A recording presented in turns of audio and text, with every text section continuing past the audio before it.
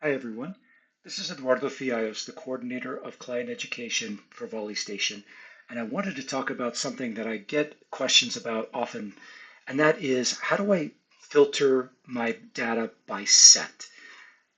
And to demonstrate this, I want to show you something that you'll need to get first.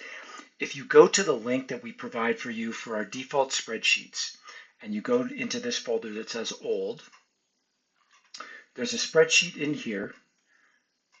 Number one, USA Stats Sheet. If you download this spreadsheet and install it into VolleyStation Pro using import spreadsheets, you can see that I've already done that here. I'm going to show you a couple of different ways that we can filter data by set.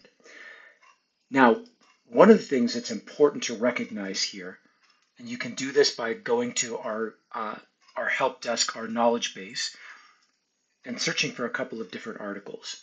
One on set number and another one on sets won and lost. Now, oftentimes when we want to filter information, we're doing it by multiple skills. For instance, first ball side out, we want to look for all of the attacks that are followed by or that are preceded by a reception or that have a reception in the same ball possession. And in that case, those are two different skills. And so the method to look for those involves using VS AND. In this case, though, when we look at sets, we're not looking at two different skills. We're looking at one skill and we want to look at it by set or by different sets. And so if I'm looking at the set won and lost article, down here, these last two options show me very simply that in order to filter by set, I would include it within the same skill filter. And that means that it's within one set of quotation marks. And I separate here with a semicolon. And in this case, with one set, I would use WS-0, which would mean that I want all the attacks by number 4 on the home team in sets that we won. That's the -0 or the -0. If I wanted in sets that we lost, I would change that to LS instead. But I have another way that I can filter by set information, not just by sets that were won and sets that are lost. And I can also filter then by set number. And so again, because I'm not looking at two different skills, but one skill within a set or within a group of sets, then again, it's still within the same set of quotation marks, all of the home attacks that are kills within set 1, all in the same set of quotation marks, separated by a semicolon.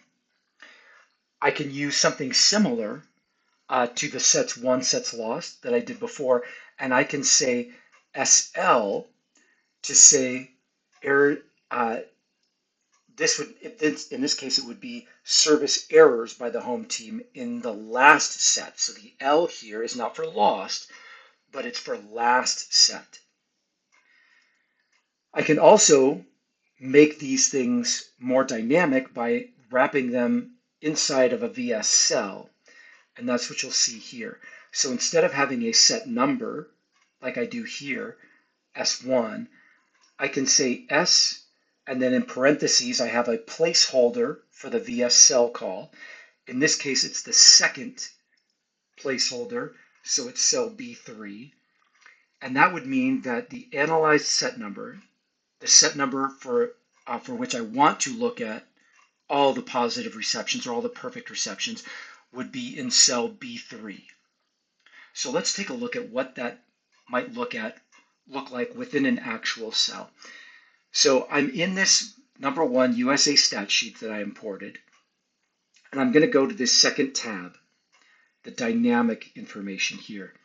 And what you'll see is in cell M3, currently I have 1, 2, 3, 4, 5, and so that means that I'm asking for all the sets 1 through 5.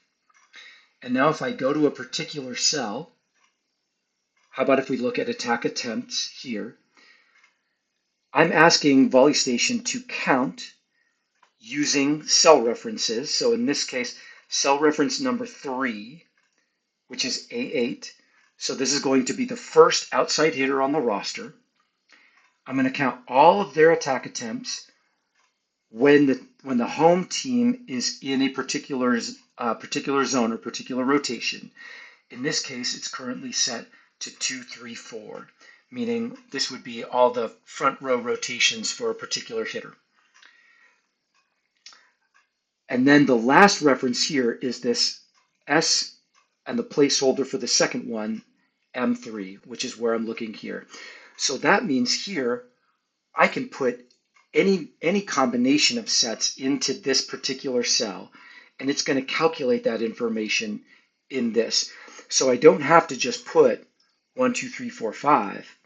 I could put just 1 and get just for the first set. I could put just 2. But in addition to putting sequential sets like 1, 2, 3, I can also put non-sequential sets. So I could ask it to calculate 1, 3, and 5, like that. These are all valid ways of having set filters. So this is a good way of looking at data, breaking it up by sets. You can look at sets 1, sets lost. You can look at a combination of sets. You can look at the last set that's available. But keep in mind that because we're only doing this for a single skill, it's all going to be wrapped within one set of quotation marks, separated by a semicolon. Again, if you want to be able to dig into this on your own, I recommend downloading this stat sheet. And you can also look at those 2 help articles that I showed you previously in this video. As always, if you have further questions or about other topics or things that we didn't address in this video, please don't hesitate to contact me. My contact information will be at the end of this video. Thank you, and good luck out there.